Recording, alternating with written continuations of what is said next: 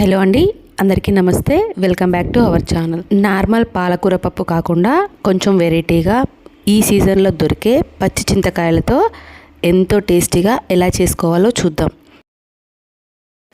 ముందుగా ఒక కప్పు కందిపప్పు తీసుకోవాలి. ఈ పప్పుని ఒక 2 సార్లు బాగా వాష్ చేసుకోవాలి. తర్వాత ఒక కప్పు కందిపప్పుకి ఇక్కడ నేను 4 కట్టల పాలకూర తీసుకున్నానండి, నార్మల్ సైజ్వి. బాగా కడుక్కొని ఇలా సన్నగా కట్ చేసుకొని వేసుకోవాలి. ఇక్కడ ఒక కట్ట మెంతికూర తీసుకున్నాను. తర్వాత ఈ పప్పుకి సరిపడా పచ్చిమిర్చి తీసుకోవాలి.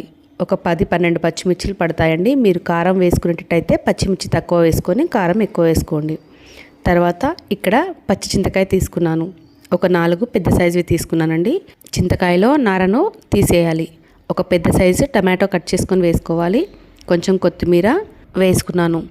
నేను ఒక కప్పు కందిపప్పు తీసుకున్నాను. దానికి 3 కప్పుల వాటర్ వేసుకోవాలి. తర్వాత ఒక టీ స్పూన్ పసుపు, ఒక టీ స్పూన్ ఆయిల్ వేసుకొని 3 విజిల్స్ వచ్చేంత వరకు కుక్ చేసుకోవాలి. మనకి పప్పు ఉడికిపోయిందండి.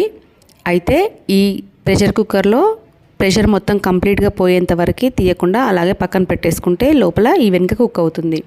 ఇలా ప్రెషర్ మొత్తం పోయిన తర్వాత మూత తీసి ఒకసారి ఇలా కలుపుకోవాలి. ఇక్కడ మనం చింతపండుకి బదులు చింతకాయని యూజ్ చేసాము. ఉడికిన తర్వాత చింతకాయ మొత్తం మ్యాష్ అయిపోతుంది. ఇలా మనం స్పూన్తో కలిపిన కొద్దీ ఎంతో టేస్టీగా కూడా ఉంటుందండి. మీరు ఒకసారి ట్రై చేయండి ఖచ్చితంగా. తర్వాత ఈ పప్పుకు సరిపడా సాల్ట్ వేసుకొని ఒకసారి కలుపుకోవాలి. ఇప్పుడు మనం ఈ పప్పుకి పోపు పెట్టుకోవాలండి.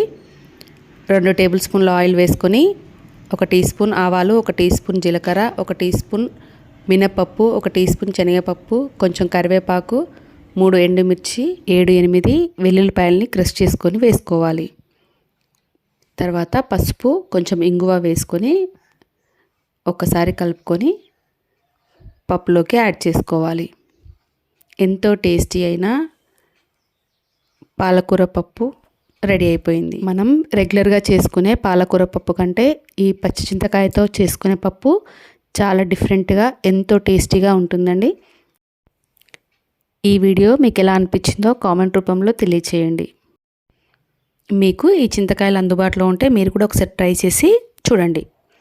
మీకు ఈ వీడియో కనుక నచ్చినట్టయితే లైక్ చేయండి, షేర్ చేయండి, కామెంట్ చేయండి. సబ్స్క్రైబ్ చేసుకున్నట్టయితే సబ్స్క్రైబ్ చేసుకొని బెల్ ఐకాన్ క్లిక్ చేయండి.